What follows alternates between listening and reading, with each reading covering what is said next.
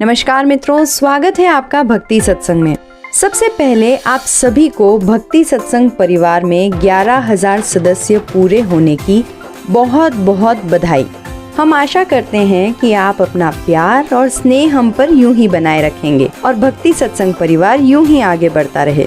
तो चलिए शुरू करते हैं आज का वीडियो। आज हम बात करेंगे देव झूलनी एकादशी के बारे में और इस एकादशी को करने से क्या फल मिलता है तथा इसका क्या महत्व है। साथ ही इस एकादशी की संपूर्ण व्रत और पूजा विधि क्या है और पूजा करते समय किन किन बातों का आपको ध्यान और सावधानी रखनी चाहिए वो भी मैं आपको बताऊंगी। तो कृपया वीडियो को एंड तक जरूर देखें और यदि आप भक्ति सत्संग पर पहली बार आए हैं तो चैनल को सब्सक्राइब जरूर कर लें और वीडियो को पसंद आने पर लाइक और शेयर करना ना भूलें। तो चलिए सबसे पहले जानते हैं कि देव झूलनी एकादशी कब आती है और इसका क्या महत्व है।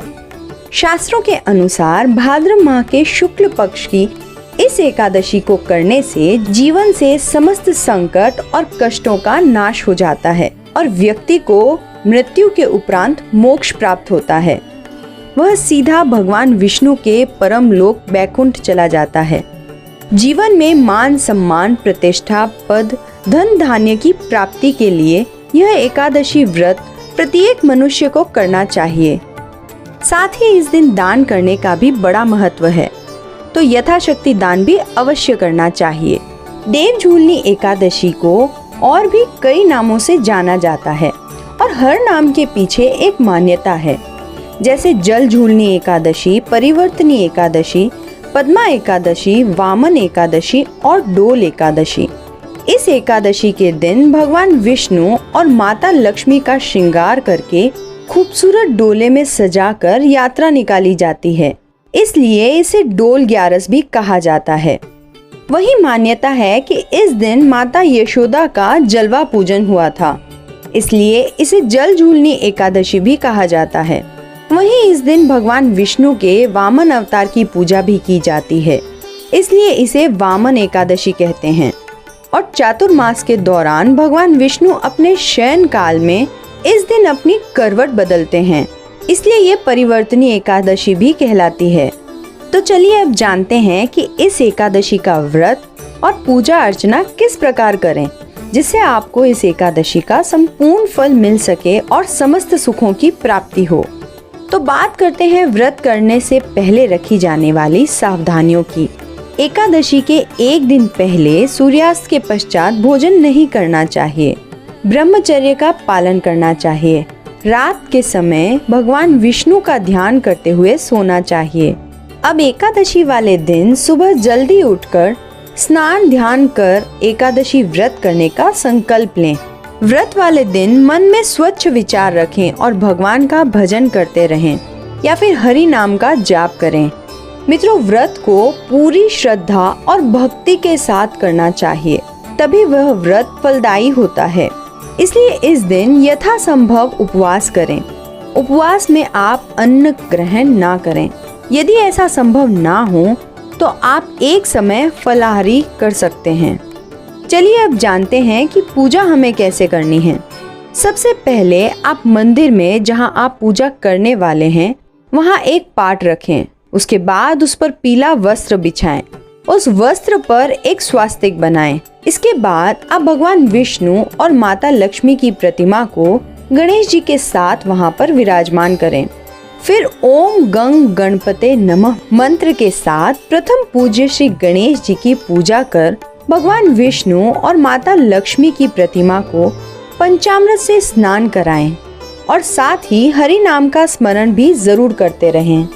उसके बाद चंदन लगाकर उनका श्रृंगार करें और हाँ, पूजा में तुलसी जरूर अर्पित करें, क्योंकि भगवान विष्णु को तुलसी अति प्रिय है। उसके बिना उनकी पूजा अधूरी मानी जाती है। तो चलिए अब बात करते हैं कि पूजा करते समय आपको किस चीज का विशेष ध्यान रखना चाहिए। भगवान विष्णु को पीला रंग अति प्रिय है, अतः आपको इस बात का विशेष ध्यान रखना चाहिए कि यदि आप पुष्प अर्पित कर रहे हैं तो वो पुष्प पीले हों। भोग में पीले फल या पीली मिठाई का ही उपयोग करें। चूँकि भगवान विष्णु की कमल पुष्प से पूजा करना तीनों लोगों की पूजा करने के समान है, तो यदि पीला कमल का पुष्प हो तो अति उत्तम। अन्यथा आप कोई भी रंग के कमल के पुष्प को जरूर अर्पित करें। इसके बाद भगवान के समक्ष घी का दीपक जलाएं और साथ ही हरि भजन का कीर्तन भी पूरी श्रद्धा और भक्ति के साथ करें। हो सके तो विष्णु सहस्त्र नाम का पाठ भी अवश्य करें। भगवान का पाठ करने के बाद आरती कर प्रसाद अवश्य बांटें। अगले दिन द्वादशी तिथि को सूर्योदय के बाद आप पारण कर लें। आइए अब आगे हम देवझूलनी एकादशी की व्रत कथा सुने। पुराणों के अनुसार त्रेता युग में बलि नाम का दानवों का एक राजा था। वह बहुत ही दयालु, दानी और सत्यवादी था। वह कठिन तप और यज्ञ करके बहुत शक्तिशाली हो गया और इंद्र की गद्दी छीनने लगा। तब देवताओं ने भगवान विष्णु से गुहार लगाई और भगवान विष्णु वामन रूप धारण करके बलि के पास पहुँचे और उन्होंने बलि से 3 पग भूमि मांगी। भगवान विष्णु ने बलि से पहले पग में भूमि और दूसरे पग में नभ ले लिया। तीसरे पग में जब कुछ नहीं बचा, तब राजा बलि के कहे अनुसार भगवान विष्णु ने अपना पैर बलि के सिर पर रख दिया। इस तरह बलि पर भगवान विष्णु का अधिकार हो गया और वे उसे पाताल लोक ले गए। वहाँ बलि ने भगवान विष्णु से पाताल लोक का पहरेदार बनने की विनती की। भाद्र मास के शुक्ल पक्ष की एकादशी को भगवान ने बलि की मनोकामना पूर्ण की। तभी से वामन एकादशी या परिवर्तनी एकादशी मनाई जाती है। वही एक अन्य कथा के अनुसार देवझूलनी एकादशी की कथा इस प्रकार है कि एक बार सूर्य वंश में मांधाता नामक चक्रवर्ती राजा हुए। उनके राज्य में प्रजा बहुत प्रसन्न थी। राज्य में रहने वाले सभी तन मन धन से सुखी थे। पर समय का चक्र ऐसा फिरा कि एक बार उस राज्य में अकाल पड़ गया और लगातार 3 वर्ष तक वर्षा नहीं हुई। इससे राज्य में अन्न और पीने के पानी की अत्यंत कमी हो गई। प्रजा व्याकुल हो उठी और राजा ने इस दुखद समय को दूर करने के लिए भगवान विष्णु की शरण ली। तब भगवान विष्णु ने उन्हें विधि विधान से देवझूलनी एकादशी करने को कहा। राजा ने इस व्रत को पूरे नियम और विधि विधान से किया और कुछ ही दिनों में व्रत के प्रभाव से राज्य में बहुत अच्छी वर्षा हुई। राज्य में फिर से खुशियों का मेला सा छा गया। कथा सुनने वाले की, सुनाने वाले की और सुनकर हुंकार भरने वाले की सभी की मनोकामनाएं भगवान विष्णु यूं ही पूरी करें। हम भी यही प्रार्थना करते हैं कि भगवान विष्णु और माता लक्ष्मी की कृपा हम सब पर यूं ही बनी रहे और देवझूलनी एकादशी का यह व्रत आप सभी के लिए शुभ रहे। हम आशा करते हैं कि ये जानकारी आपके लिए उपयोगी रही होगी। इसी तरह और ज्ञानवर्धक जानकारी के लिए आप भक्ति सत्संग परिवार के साथ जुड़े रहें। परिवार में जुड़ने के लिए आप चैनल को सब्सक्राइब कर लें, लाइक, कमेंट और शेयर करना ना भूलें।